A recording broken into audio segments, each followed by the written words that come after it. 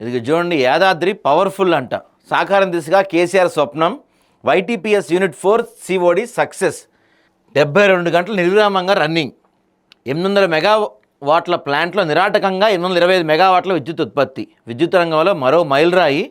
ఇప్పటికే 2 యూనిట్ల ద్వారా 1600 మెగావాట్ల విద్యుత్ ఉత్పత్తి. 4 యూనిట్లు 2400 మెగావాట్లకు. సిఓడి సిద్ధంగా మరో 2 యూనిట్లు. ఇప్పుడు పాపం ఈ బీఆర్ఎస్ వాళ్ళ పరిస్థితి ఎలా అయిపోద్దంటే, చాలామందికి తెలియదు, ఫస్ట్ అవగాహన లేదు.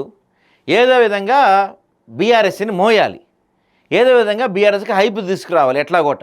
ఇది వీళ్ళ టార్గెట్. పాపం దానికోసమే వాళ్ళకి మంత్లీ పేమెంట్లు, ఖర్చులకు డబ్బులు అవి ఇస్తుంటారు అనమాట. అందులో భాగంగానే ఇలాంటి వార్తే కనపడతా ఉంది. ఇది తెలంగాణకు మరో కాళేశ్వరం కన్నా పెద్దదన్నమాట. ఇది అదే సినిమా డైలాగ్లో ఉంటుంది, మా జీవితం ఎట్లా అయిపోయిందంటే రోడ్డు వైండింగ్లో కొట్టుకుపోయిన ఇల్లాగా అనిపిస్తుంది, అమ్మలేము ఉంచుకోలేము అన్నట్టుగా దీని పరిస్థితి అనమాట. మనకి కేసీఆర్ హయాంలో 2 పవర్ ప్లాంట్లు కట్టాడు. ఒకటి భద్రాద్రి, మన యాదగిరిగుట్ట దగ్గర ఒకటి, యాదాద్రి పవర్ ప్లాంట్ ఒకటి, భద్రాద్రి పవర్ ప్లాంట్ ఒకటి. ఈ 2 కూడా తెలంగాణ సమాజం దించుకోలేని, మోయలేని ఒక భారం.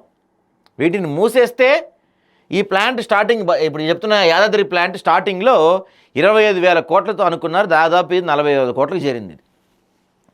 ఇక్కడ ఇంకొక భయంకరమైన బ్లండర్ ఏందయ్యా అంటే, మరి కేసీఆర్ సారు ఎలా ఆలోచిస్తారో, ఆయన మేధావి వర్గం, మేధావితనం అని చెప్తుంటారు కదా, ఆయన ఎలా అయితే కాళేశ్వరం ఎక్కడైతే తమిడిహట్ దగ్గర నీటి లభ్యత ఉందో అక్కడ వదిలేసి ఈయన తీసుకొచ్చి ఇక్కడ మేడిగడ్డ దగ్గర ఎట్లయితే కాళేశ్వరం దగ్గర కట్టాడో, అట్లానే ఈ ఇది కూడా యాదాద్రి పవర్ ప్లాంట్ ఎక్కడో బొగ్గు, ఇప్పుడు ఇక్కడ నుంచి బొగ్గు సరఫరా చేయాలంటే థర్మల్ పవర్ ప్లాంట్ ఇది మనకి ఎక్కడా కూడా యాదాద్రికి పరిసర ప్రాంతాల్లో దగ్గర 300 కిలోమీటర్ల లోపు ఎక్కడా కూడా బొగ్గు గనులు లేవు.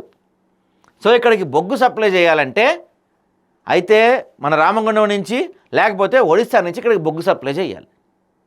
రైల్వేస్లో బొగ్గు సప్లై చేస్తే సంవత్సరానికి దగ్గర 1000 కోట్ల ఖర్చు అవుతుంది.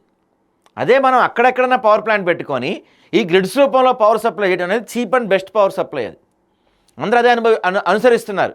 కానీ మన సారి తెలివి ఎక్కువ కదా, అందుకని యాదాద్రిలో ఒకటి, భద్రాద్రిలో ఒకటి పెట్టండి. ఇప్పుడు ఇక్కడ నుంచి పవర్ తయారైతే, ఇప్పుడు ఇది మొత్తం 4 అయిపోయినాయి, ఇక్కడ నుంచి అమ్ముకోవచ్చు అనమాట ఈ పవర్ని. యూనిట్ పవర్ ఎంతో తెలుసా అండి? ఇక్కడ 8 రూపాయలు ఉంటుంది, మినిమం 7 నుంచి 8 రూపాయలు యూనిట్ పవర్ అమ్మాలి ఇక్కడ. కానీ మనకి ఎన్టీపీసీ లాంటి ప్రభుత్వ రంగ సంస్థలే 4 రూపాయలకి మనకి యూనిట్ కరెంట్ ఇస్తుంది. 4 రూపాయలకి యూనిట్ కరెంట్ ఇస్తున్నప్పుడు 8 రూపాయలు పెట్టి ఇక్కడ ఎవడు కరెంటు కొంటాడు? ఇది తెలంగాణ ప్రజలు తప్పక భరించాల్సిన ఒక వైట్ ఎలిఫెంట్ అనమాట, తెల్ల ఏనుగు. దీన్ని మనం భరించాలి, దీన్ని ఉంచుకోలేము, క్లోజ్ చేయలేము.